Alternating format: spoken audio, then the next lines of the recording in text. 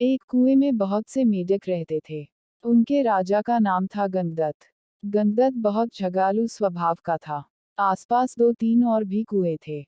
उनमें भी मेढक रहते थे। हर कुएं के मेढकों का अपना राजा था। हर राजा से किसी न किसी बात पर गंगदत्त का झगड़ा चलता ही रहता था। वह अपनी मूर्खता से कोई गलत काम करने लगता और बुद्धिमान मेढक रोकने की कोशिश करता तो मौका मिलते ही अपने पाले गुंडे मेढकों से पिटवा देता। कुएं के मेढकों में भीतर गंगदत्त के प्रति रोष बढ़ता जा रहा था। घर में भी झगड़ों से चैन न था। अपनी हर मुसीबत के लिए दोष देता। एक दिन गंगदत्त डौसी मेढक राजा से खूब झगड़ा। खूब तू मैं हुई। गंगदत्त ने अपने कुएं आकर बताया कि डौसी राजा ने उसका अपमान किया है। अपमान का बदला लेने के लिए उसने अपने मेढकों को आदेश दिया कि डौसी कुएं पर हमला करे। सब जानते थे कि झगड़ा गंगदत्त ने ही शुरू किया होगा। कुछ सियाने मेढकों तथा बुद्धिमानों ने एकजुट होकर एक स्वर में कहा, राजन, डौसी कुएं में हमसे दुगने मेढक हैं। वे स्वस्थ व हमसे अधिक ताकतवर हैं। हम यह लड़ाई नहीं लड़ेंगे। गंगदत्त सन रह गया और बुरी तरह तिलमिला गया।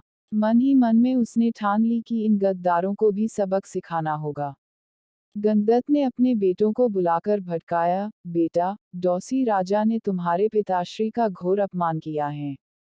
जाओ, डौसी राजा के बेटों की ऐसी पिटाई करो कि वे पानी मांगने लग जाएं।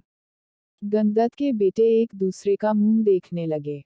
आखिर बड़े बेटे ने कहा, पिताश्री, आपने कभी हमें डराने की इजाजत नहीं दी। डराने से ही मेढकों में बल आता है, हौसला आता है और जोश आता है। आप ही बताए कि बिना हौसले और जोश के हम किसी की क्या पिटाई कर पाएंगे। अब गंगदत्त सबसे चिढ़ गया। एक दिन वह कुत्ता और बड़बड़ता कुएं से बाहर निकल इधर उधर घूमने लगा। उसे एक भयंकर नाग पास ही बने अपने बिल में घुसता नजर आया। उसकी आंखें चमकी। जब अपने दुश्मन बन गए हो तो दुश्मन को अपना बनाना चाहिए। यह सोच वह बिल के पास जाकर बोला, नागदेव, मेरा प्रणाम। नागदेव फुफकारा, अरे मेढक, मैं तुम्हारा बैरी हूँ। तुम्हें खा जाता हूँ और तू मेरे बिल के आगे आकर मुझे आवाज दे रहा है। गंगदत्त टर्राया, हे नाग, कभी कभी शत्रुओं से ज्यादा अपने दुख देने लगते हैं। मेरा अपनी जाति वालों और सगों ने इतना घोर अपमान किया है कि उन्हें सबक सिखाने के लिए मुझे तुम जैसे शत्रु के पास सहायता मांगने आना पड़ा है।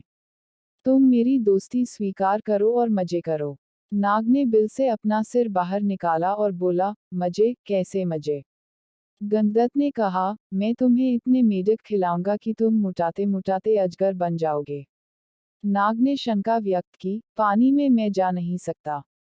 कैसे पकड़ूंगा मेढक? गंगदत्त ने ताली बजाई, नाग भाई, यही तो मेरी दोस्ती तुम्हारे काम आएगी। मैंने डौसी राजाओं के कुओं पर नजर रखने के लिए अपने जासूस मेढकों से गुप्त सुरंगें खुदवा रखी हैं।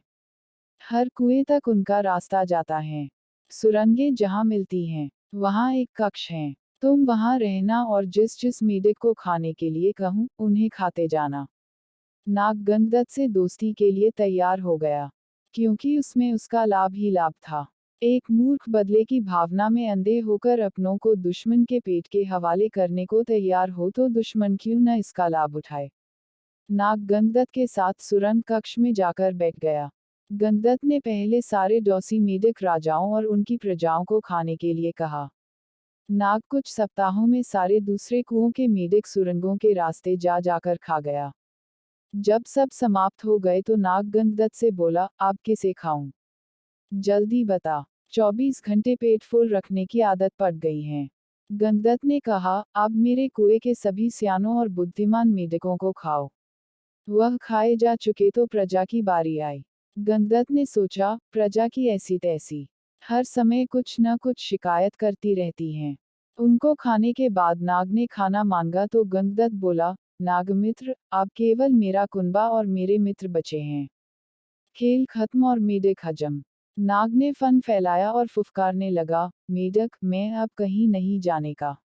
तू अब खाने का इंतजाम कर वरना हिस। गंगदत्त की बोलती बंद हो गई।